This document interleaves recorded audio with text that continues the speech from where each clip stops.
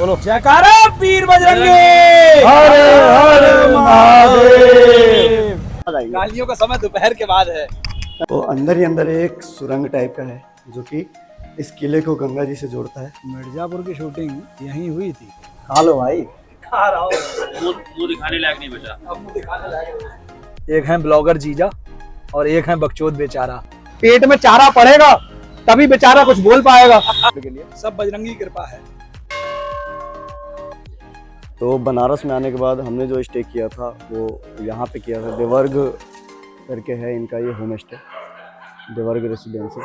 अगर आप फैमिली के साथ आते हैं तो आपके लिए यहाँ पे बहुत सारी अच्छी फैसिलिटीज़ है। और इससे पहले मैं यहाँ की जो ऑनर है उनसे मैं आपको बात करवाता हूँ कि यहाँ पे इनके क्या चार्जेस वगैरह हैं। ये बताइए भाभी जी कि यहाँ के चार्जेस हैं वो कितना है? 2200-2500। 2200-2500 में पूरा है? हाँ। तो बहुत ही ज़्यादा सस्ता है ये। फैमिली लोग 4 लोग 5 लोग आते हैं तो मतलब अगर आप 4-5 लोग आते हैं तो बनारस के अंदर अगर सस्ता और अच्छा अगर आपको रहने का अगर देखना है तो ये बहुत ही अच्छा है। अच्छा, इसमें ये बताइए कि खाने का भी अगर जैसे कोई हाँ, खाने का भी उपलब्ध है। तो खाने का अगर कोई बनाना चाहे तो बना सकता है। हाँ, सिलेंडर उसके किचन भी लिए अवेलेबल है। किचन है। नहीं बनाना चाहे तो जैसे तो खाने का जैसे अगर मान लीजिए वो नहीं बनाना चाह रहा है, अगर आपसे अरेंज करवाना है तो उसके क्या तो अरेंज हो जाएगा। उसके चार्जेस जैसा जैसा खाने का। डिमांड अच्छा, होता ठीक। है। तो मैं एक बार आपको दिखवा देता हूँ ये कैसा है। बाहर से तो बहुत अच्छा बना रखा है, ये सब ग्रीनरी वगैरह है, ठीक है।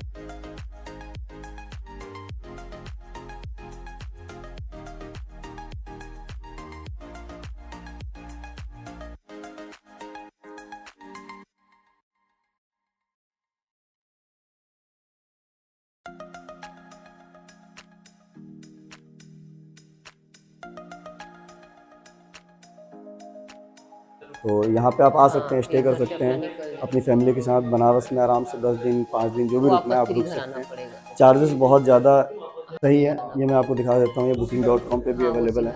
तो देवर्ग रेसिडेंसी से है जी। हाँ जी। तो मतलब कैसा लगा देवर्ग रेसिडेंसी? मेरे लिए तो घर जैसा। अरे मतलब इतना बेहतरीन अमित भाई।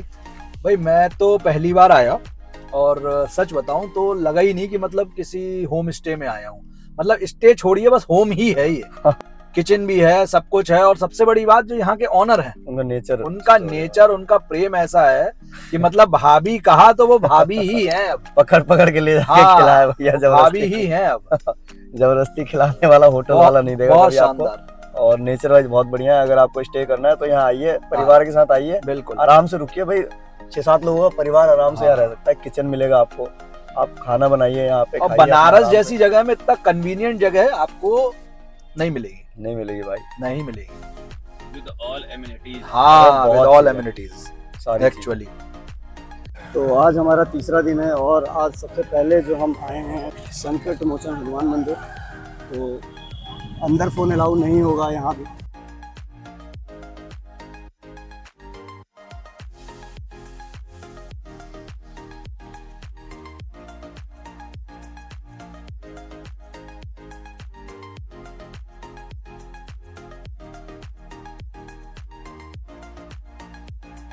यह है संकट मोचन मंदिर का मेन द्वार।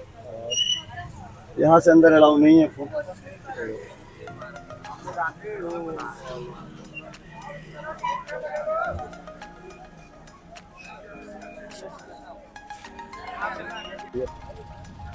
कैसी आई फोटो? बहुत शानदार, आनंद।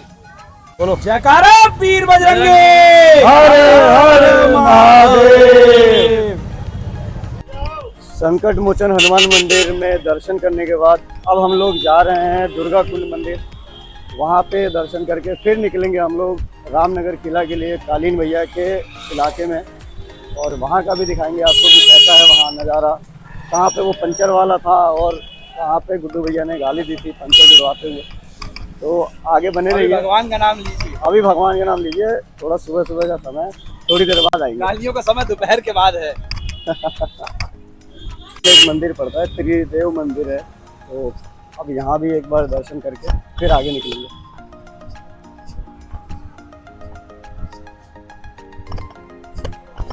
यहाँ पे चप्पलें उतार के रास्ते में पड़ रहा है तो हाँ हाँ वो ठीक है।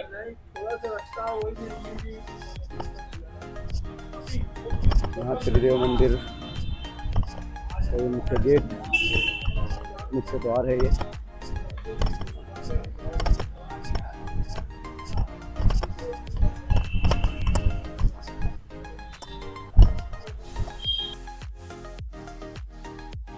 संकट मोचन से निकलने के बाद दुर्गा कुंड जाते हुए रास्ते में त्रिदेव मंदिर पड़ा, वहाँ हम लोग आए दर्शन के लिए, और वहाँ हमें आज का प्रसाद मिला। और प्रसाद ग्रहण करने के बाद में अब हम लोग यहाँ से सीधे निकलेंगे दुर्गा कुंड के लिए। सब बजरंगी की कृपा है।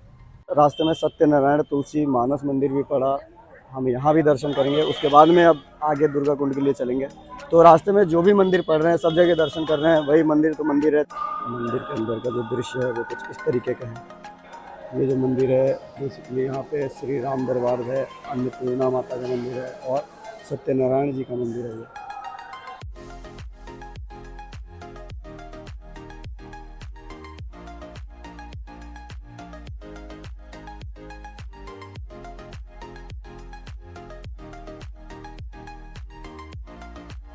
मंदिर यात्रा का जो प्लान था दूसरे नंबर आने का, वो दुर्गा कुंड माता का मंदिर था।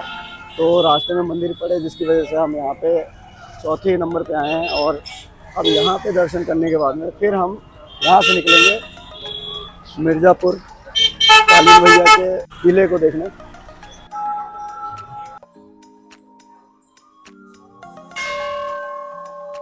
तो जीजा जी, हाँ, अभी हम आदिशक्ति माँ भवानी के मंदिर में अभी दर्शन करके आए।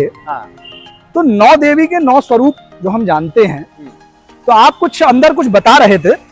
तो देखिए, सबसे बड़ी चीज ये है ना कि हमारे सनातन धर्म की सबसे बड़ी विशेषता और खूबसूरती ये है जी कि गूढ़ से गूढ़ बातों को जी आसान भाषा में सामान्य आदमी को समझाने के लिए किसी न किसी कथा का हाँ सहारा लिया गया। बिल्कुल लिया गया, बिल्कुल लिया गया। अब ये एक अलग विषय हो सकता है कि एक कथा प्रामाणिक हैं, किंवदंतियां हैं, हर मानसिकता के लोग हैं। हाँ, चलिए फिलहाल तो अभी संकट मोचन की तरफ चल रहे हैं हम लोग। आगे की जानकारी अगले तथ्य में देते हैं। भूख लग रही, वाराणसी का फेमस कचौड़ी खाई है। हाँ, वाराणसी की फेमस कचौड़ी खाते हैं, फिर उसके बाद जब पेट में चारा पड़ेगा तभी बेचारा कुछ बोल पाएगा। ठीक है। मणि चौराहे पे यहाँ की कचौड़ी खाएंगे, यहाँ कोटक महिंद्रा बैंक के सामने जो है वहाँ पे। और आप दो महान हस्तियों के साथ हैं, जिनके बारे में मैं बता दूं। एक हैं ब्लॉगर जीजा और एक हैं बकचोद बेचारा। बकचोद बेचारा ये वो जगह है जहाँ पे 2019 में लगभग डेली ही आना जाना था मेरा। और यहाँ आगे जाके वो पेड़ के पास से गली में हमारा अपार्टमेंट था जहाँ हम लोग रहते थे।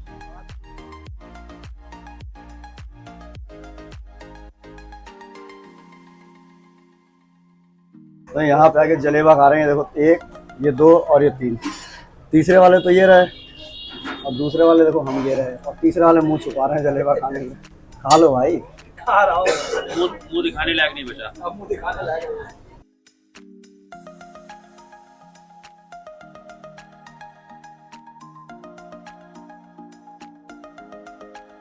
आज कचौड़ी खा के अब हम निकल रहे हैं गाड़ी के लिए, और फिर हम निकलेंगे अब रामनगर किला, और वहीं पे मिलते हैं अब सीधे आपको।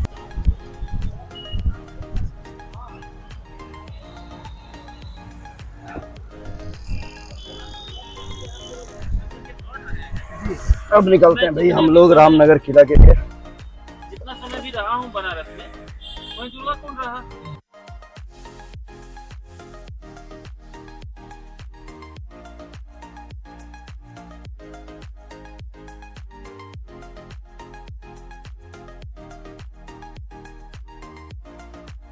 जिस पार्ट में फैमिली रहती है वो पार्ट तो पब्लिक एक्सेस से ब्लॉक है। काशी नरेश का परिवार यहाँ रहता है। और एक बहुत बड़ा पार्ट इस किले का एज अ म्यूजियम है। अभी जैसे आप म्यूजियम में जाएंगे जी, तो उस समय की जो लेजेंडरी कलेक्शन हैं, उनकी 4 व्हीलर, हाथियों के सारे कलेक्शन। हाँ, वो देखा मैंने, पहले आया था एक बार में। आर्मामेंट, ये सब आपको देखने को मिलेगा। डिपेंड अंदर वीडियो रिकॉर्डिंग अलाउड है या नहीं है। और यहाँ के सिविल एडमिनिस्ट्रेशन को कंट्रोल करने के लिए जो इस्टेब्लिशमेंट होता है उसका एक बहुत बड़ा पार्ट जो लॉ एनफोर्समेंट एजेंसीज हैं उनमें एक पीएसी की पूरी बटालियन यहाँ डिप्लॉयड रहती है। अच्छा जी, यही आप कह रहे थे कि ये तोप है, हाँ ये मतलब जो है अभी भी मतलब लाइव है? हाँ बिल्कुल है। अच्छा, और इसका इस्तेमाल होता है? दशहरे में फेस्टिवल पर्पज से ये जी। फायर की जाती है। अरे वाह, रामलीला जब होती है तो मतलब ये शो पीस नहीं है? ये सिर्फ सॉरी, ये सिर्फ शो पीस नहीं है। क्या बात है, क्या बात है। बहुत ही रेयर देखने को मिलता है कि इस तरीके के आर्मामेंट जो उस जमाने के हैं वो आज भी लाइव है, मेंटेन्ड है। तो देख सकते हैं दोस्तों आप कि ये लाइव तोप आपके सामने रखी हुई है। ये 10 पाउंडर है। अच्छा अच्छा, जैसे इसमें जो है जब फायरिंग होती है तो गोला कहाँ दगा जाता है? ब्लैंक राउंड होता है। अच्छा, अब ये आपका सवाल उसी तरीके का है कि अगर कोई ये पूछे कि 26 जनवरी को लाल किले पे की तोपों की सलामी हो गई तो गोले कहाँ गिरेंगे, हाँ ये तो बड़ा सवाल है। और बहुत लोग इसका जवाब नहीं दे पाते। तो ब्लैंक राउंड होते हैं और वो डेमो पर्पज से फायर होता है। अच्छा, मतलब विस्फोटक पदार्थ अपना उसमें डाल के जो है वो अपना ये इस ट्रेडिशन को एक तरीके से ऑनर्ड फायर बोलते हैं। अच्छा। आपको सलामी देने के लिए या आपका सम्मान में। तो दशहरे के ओकेजन पे ये भी फायर होता है। क्या बात है, क्या बात है। और बाकी जो आप लोगों ने बताया कि एक वेब सीरीज है बड़ी फेमस, मिर्जापुर, शूट यही हुई है। जी जी जी जी। तो ये कालीन भैया का एरिया भी है जहाँ हम खड़े हुए हैं, और काशी नरेश का किला तो है ही। तो आइए चलते हैं इसमें अंदर। मिर्जापुर में दिखाया गया है, वो यहाँ पे आपने देखा होगा, मैं वो ये किले पूछ से रहा बाहर हूँ निकल कि के वो टिकट गुड्डू भैया जो है इधर पिंचर की दुकान पे इधर कहीं बैठे होते हैं, तो पिंचर वाला कुछ सवाल पूछता है उनसे, और कालीन भैया जो है गुड्डू भैया उनसे कहते हैं कि चुपचाप अपना काम करो नहीं तो तुम्हारी माँ। तो वो यहीं का सीन है और यहीं पे वो दिखाया गया है।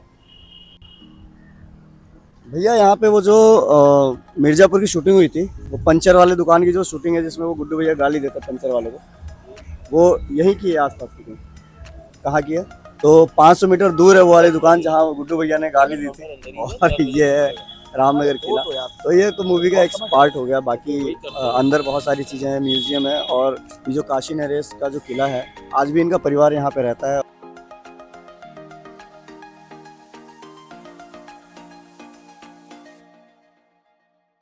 तो सबसे पहले आपको यहाँ से टिकट लेना पड़ता है, और मोबाइल अलाउ नहीं है।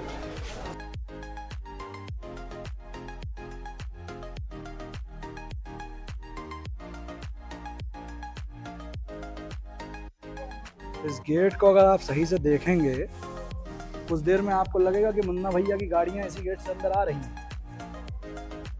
जी हाँ, सही पहचान पा रहे हैं। मिर्जापुर की शूटिंग यहीं हुई थी। देखिए आज अमित भाई आए हुए हैं यहाँ पे जौनपुर का कंट्रोल लेने।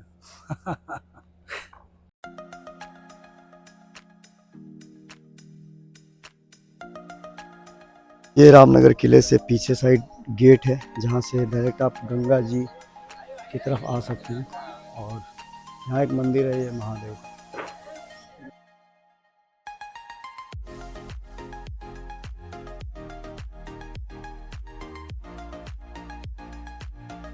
और ये किले से अंदर से जाता हुआ एक रास्ता है जो डायरेक्ट किले से अंदर ही अंदर गंगा जी को जोड़ता है।